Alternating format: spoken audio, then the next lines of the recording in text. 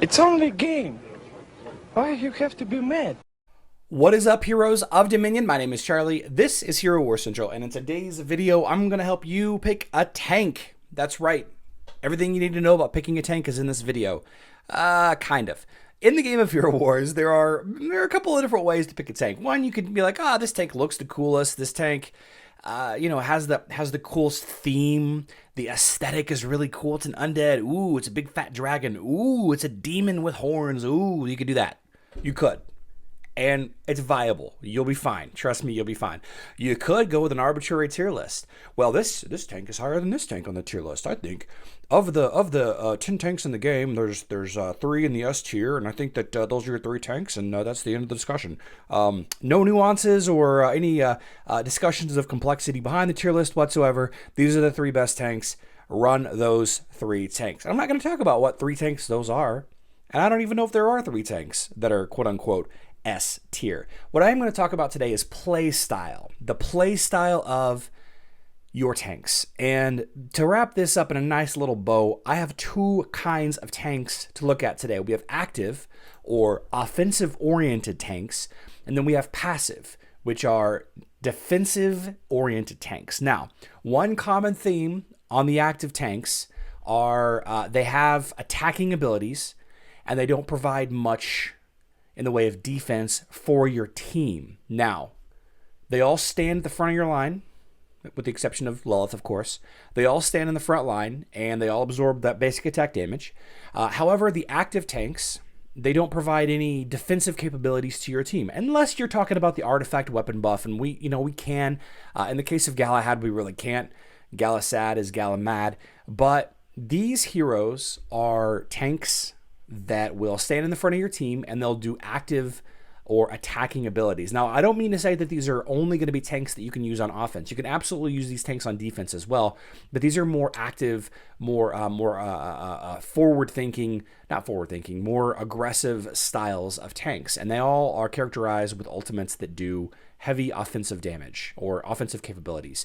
Passive tanks, on the other hand, are more of the defensive style. They're not as active. They don't do as much damage, but what they do is provide a lot of defenses to your team, as well as potentially protecting your team on another level than just providing a couple of skills. And what I mean by that is we'll talk about that in a second. So active tanks, we have Aurora, Galahad, Chaba, Cleaver, Luther, Corvus, and Lilith. All of these heroes have attacking ultimates.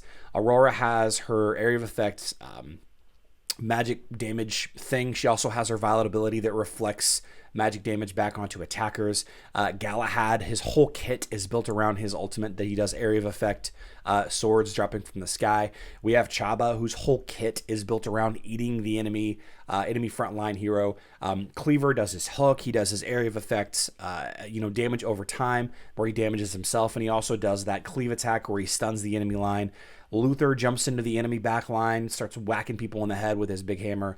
Corvus kind of has a little bit of defensive ability in his little, his hero movement skill, but I wouldn't really group that into the team defensive capability. I'm not sure if that's ever actually saved anybody in the 4 or 5 months that he's been a tank on Facebook and mobile. And then Lilith. Poor Lilith. Lilith has some offensive abilities, but she doesn't do that much damage. And while her kit is incredible, if you can keep her alive, she continues to grow in size and health.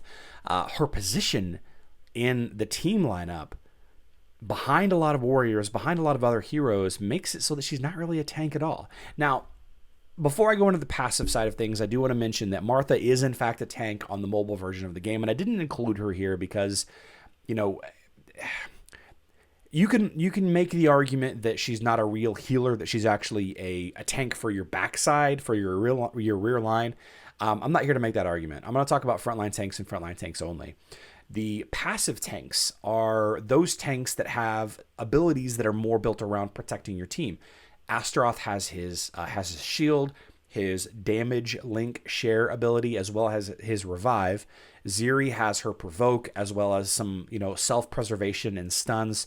And of course, Rufus does have some offensive capabilities, but he's characterized by high health pool and a nice magic defense shield.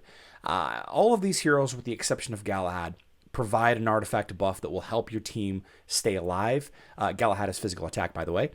However, the top row of tanks are going to be chosen for, sometimes they're going to be chosen for their ability to do damage, to be offensive, to finish the fight quickly.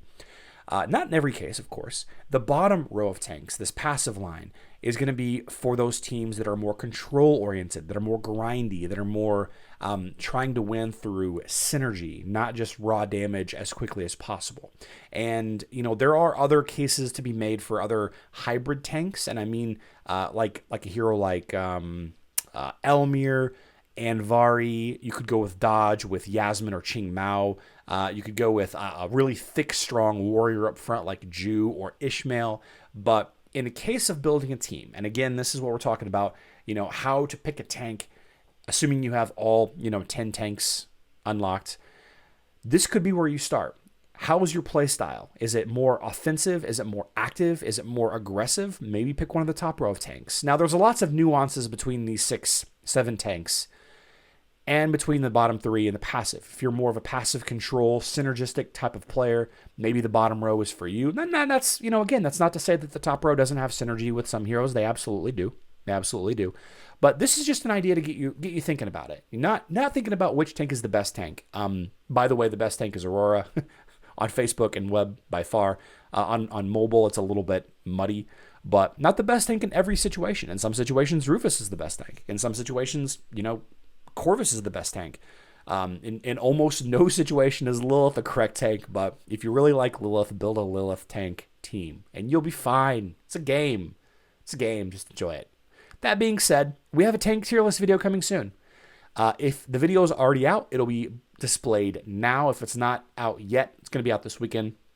If you're watching this video the day it goes live. If it's not out yet, then I will add it whenever it goes live. I also have a playlist of tier list videos discussing the different roles, healer and tanks and damage dealers, all of that, as well as my mobile specific and Facebook specific tier lists. Check those videos out. I do feel like I put a lot of time and effort into those, and I think that they're the most comprehensive tier lists on the Hero Wars community. So please check those out. I'll see you there. I love you all. Good luck in Dominion.